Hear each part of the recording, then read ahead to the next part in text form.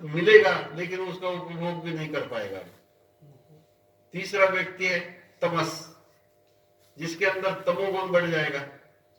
वो हर समय झगड़ा करने के लिए तैयार होगा, वो अपने शरीर पे ज्यादा ध्यान देगा, ज्यादा प्रमादी होगा, आलसी होगा, कहेगा ठीक है कर लेंगे, कोई करने की इच्छा नहीं होगी उसे, और हर समय किसी के साथ झगड़ा करेगा, किसी के कोई न कोई दुष्ट प्रवृत्तियां उसके अंदर आएगी। इसलिए ये तीनों प्रवृत्तियों में मनुष्य में जब तक सत्व गुण नहीं बढ़ता है तब तक ज्ञान प्राप्ति करने की, ज्ञान अर्जित करने की भावना उसके अंदर नहीं होती। इसलिए भगवान गीता के 14वें अध्याय में बता रहे, सत्वात् संजायते ज्ञानम रजसो लोभ एव च प्रमाद मोहो तमसो भवतो अज्ञानमेव च। कि यदि हमें अपने जीवन में संतुलन बनाया, हमने संतुलन बनाया तो तीनों प्रकार के गुण हमारे जीवन में समान रहेंगे। हम संतुलन बनाए रखेंगे तो हम पैसा भी अर्जित करेंगे, बच्चों के साथ प्रेम भी करेंगे, उनका उदर निर्वाह भी करेंगे, ज्ञान भी प्राप्त करेंगे आखिर तक, और जब काम पड़ेगा तो किसी के ऊपर गुस्सा भी होंगे। जैसे आपने ये गुण मनुष्य से लेकर ईश्वर तक सभी में होते हैं। ईश्वर भी इन गुणों को स्वीकार करते हैं प्रकृति से। कैसे? देह धर्म जीव धर्म स्वीकृत। देह धर्म यानी शरीर के धर्म। शरीर के धर्म क्या है? खाना पीना, सोना, उठना, बैठना। तो जीव के धर्म जो है, जीव का धर्म यह है कि कभी वो उदास होता है, कभी वो खुश होता है, कभी प्रसन्न होता है, और कभी दूसरे से प्रेम करने लगता है, कभी दूसरे के ऊपर गुस्सा भी करने लगता है। तो ये गुण ईश्वर भी प्रकृति से स्वीकार करते हैं, पर मनुष्य के गुणों में और ईश्वर के गुणों में अंतर होता है। क्योंकि वो विशुद्ध माया स्वीकार बनाती है।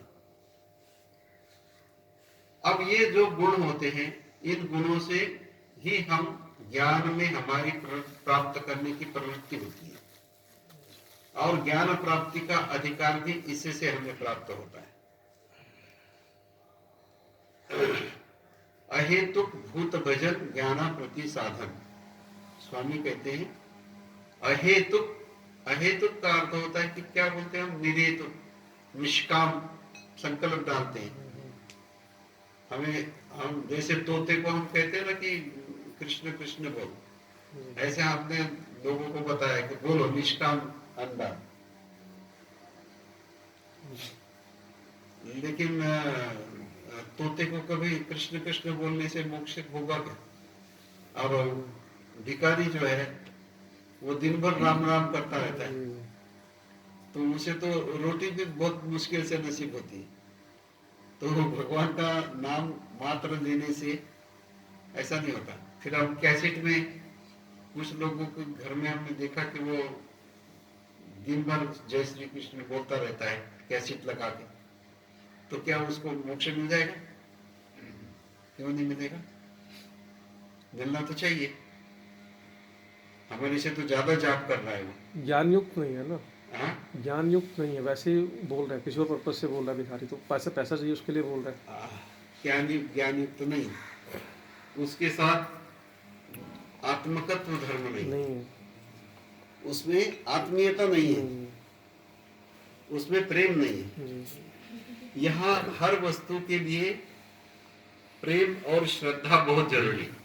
दुर्योधन था, सारा प्रभु के साथ ही रहा, हाँ। तब भी नहीं हो पाया, उनके खिलाफ बोलता रहा। जी जी। तो जब तक कर्म के साथ आत्मीयता नहीं होगी, प्रेम नहीं होगा, तब तक वो उसका फलित नहीं होगा। इसलिए गीता में मनुष्य की भिन्न भिन्न प्रवृत्ति के अनुसार कौन सी भिन्न भिन्न प्रवृत्ति? सात्विक, राजसिक और तामसिक। तामसिक। प्रकृति के अनुसार उसे ज्ञान, कर्म और भक्ति तीनों योगों का ज्ञान कराया है। ठीक है।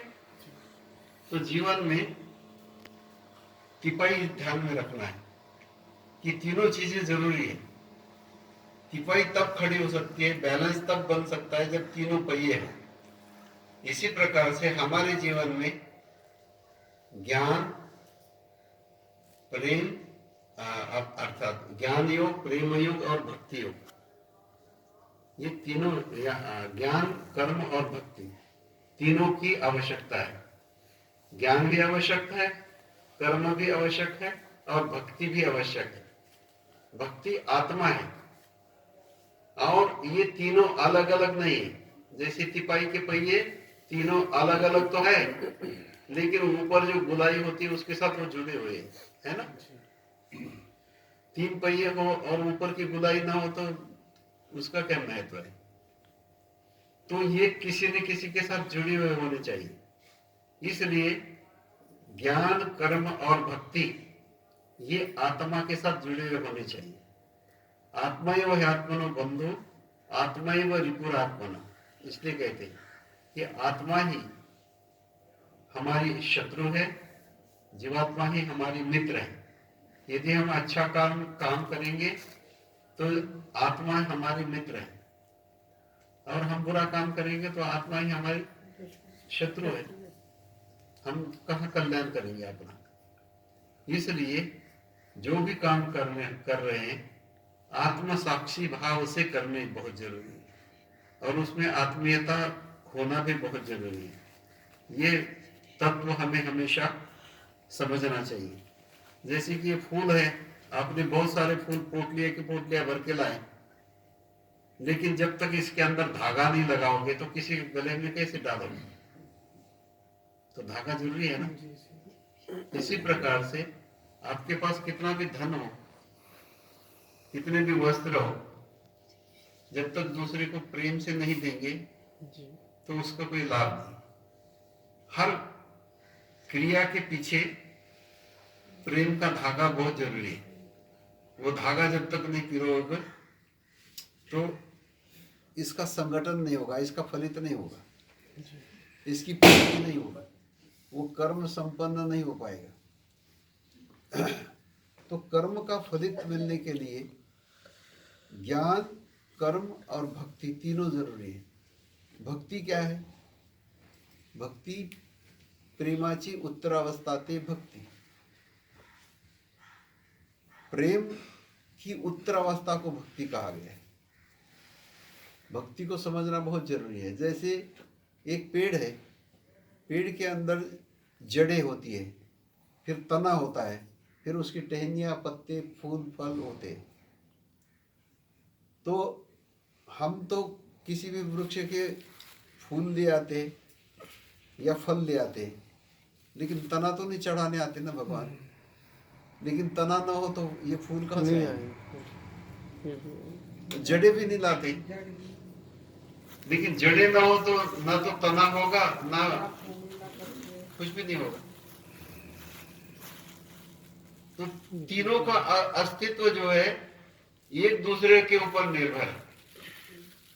तीनों चीजें एक दूसरे के ऊपर निर्भर है। जड़ होती है पहले, जड़ बीज से पहले। आपने कभी बीज अंकुरित होता हुआ देखा है? बीज जब अंकुरित होता है तो एक पत्ते वाली हिस्सा ऊपर जाता है और एक हिस्सा नीचे जाता है। यानी जन्म में तीन चीजें होती है, बीज होता है और पत्ते होते हैं और जड़ होती है, यानी तीनों चीजें होती है। ये तीन त्रैगुण्य विषया वेदा निस्त्रैगुण्यो भवार्जुन कहा है, यानी तीन चीजें जरूर है। संसार में तीनों चीजों का बहुत बड़ा महत्व है। इसलिए ज्ञान योग, कर्मयोग और भक्ति योग ये गीता का एक महत्वपूर्ण रहस्य है।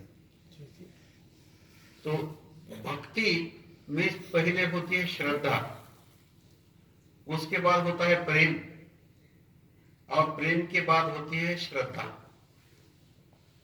पहले पहले होता है भाव, पहले होता है भाव, फिर होता है प्रेम, फिर होता है श्रद्धा। 3 चीजें होती हैं। जैसे वृक्ष में पहले होती है जड़ें, उसके बाद होता है तना, उसके बाद होती है टहनियां, फूल, पत्ते वगैरह। तो जब भाव नहीं होगा, ईचैव सात्विका भावा राजसा तामसाश्चै, भगवान कृष्ण कहते ईचैव सात्विका भावा, भाव जो है वो पहली चीज है। मनुष्य में भाव नहीं हो तो बाकी चीजें होगी नहीं। और मराठी में भी भाव शब्द को बहुत महत्व दिया है, वहां भाव ही कहा है, श्रद्धा नहीं कहा। श्रद्धा बात की बात है। तो जब हमारे मन के अंदर कोई भाव होगा, इसको गीता में संकल्प कहा है, संकल्प प्रभवान कामान त्यक्त्वा सर्वान् शेषतः। जब अंतःकरण में संकल्प नहीं होगा, हमारे अंतःकरण में भाव नहीं होगा कि हमें मंदिर जाना है, यदि भाव नहीं है तो क्रिया भी नहीं होगी। तो पहली बात हमारे अंतःकरण में भाव होगा, भाव पहले आएगा और भाव के बाद ही कर्म होगा और कर्म के बाद फल होगा। समझ गए? इसी प्रकार से पहले जड़ें होगी, उसके बाद तना होगा, उसके बाद टहनियां और फूल पत्ते होंगे। इस बात को समझना है कि हमारा भाव यदि शुद्ध होगा तो सारी चीजें शुद्ध होगी। भाव ही बीज है, मंत्र है, भाव ही बीज है एक तरह का। तो बीज यदि शुद्ध होगा, शुद्ध बीजा कोटि फले रसाल गोमति, हमारे कवि ने कहा है, शुद्ध बीजा कोटि फले रसाल गोमति, यानी बीज यदि शुद्ध होगा तो उसका फल भी बहुत मीठा होगा। और फिर फल यदि मतलब नींबू का बीज होगा तो उसमें फल भी मीठा नहीं होगा, वो भी खट्टा होगा। जैसा बीज होगा वैसा ही उसका फल होगा, वैसा ही उसका फूल होगा। इसलिए बीज की शुद्धता बहुत जरूरी है, बीज अच्छा होना जरूरी है। इसी प्रकार हमारे अंतःकरण में जो भाव है वो भी भाव शुद्ध होना बहुत जरूरी है। वो भी भाव जो है किस प्रकार का होगा उसके ऊपर निर्भर है आपके फलित का। तो हमारा भाव जो है, मूल संकल्प जो है वो शुद्ध होना चाहिए। इसलिए कहा गया है कि यदि हमारा अंतःकरण शुद्ध होगा तो सब कुछ शुद्ध होगा। इसलिए धर्मशास्त्रों में अंतःकरण की शुद्धि पर बहुत बल दिया गया है। वेदांत में अंतःकरण की शुद्धि पर बहुत बल दिया है। हमारे धर्म में इसको अधिक महत्व नहीं दिया कि अंतःकरण शुद्ध हो, पर हम अंतःकरण शुद्ध करने के लिए प्रायश्चित करते हैं। मेरा भी यही आपसे वो था आज कि अंतःकरण शुद्ध कैसे हो, मतलब ये बताइए। जी जी जी। मन को काबू ही नहीं कर पाते ना। चतुर्थ साधन हम करते हैं, स्थान लीला प्रसाद विश्व वासी सेवा करते हैं, प्रातः काल में भी नाम चेष्टा लीला स्मरण करते हैं आर्थ भाव से। बट कई बार ध्यान करते करते मन जो है इधर उधर भटक जाता है करते करते कि ये काम है ये काम है, इस तरह से। अच्छा, तो जो आर्थ भाव है वो नहीं आ पाता। नाम लीला चेष्टा स्मरण करते हैं जाकर के प्रभु का। सुबह दर्शन देते 4-6 गुरु जी ने समय बता रखा है, प्रातः काल 2 घंटे तो स्मरण करना रखना 4-6 में। बट मन जो है वो पूरी तरह से एकाग्र होकर उस पर नहीं हो पाता जाकर।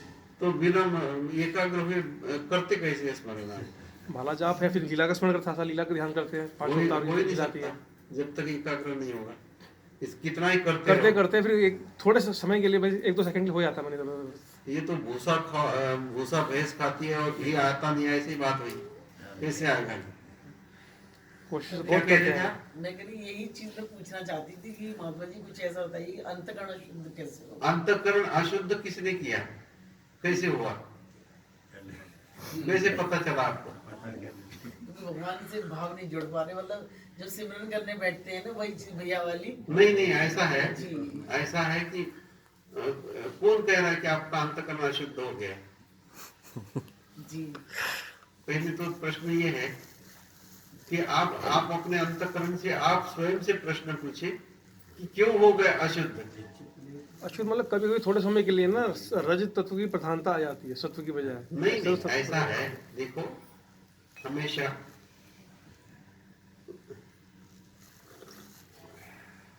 प्रश्न उद्भव तब होता है कि अंतकरण मैला कैसे हो गया। जन्माला साता जो क्षणपर्यंत शुद्ध असे मग मैळे सूत्र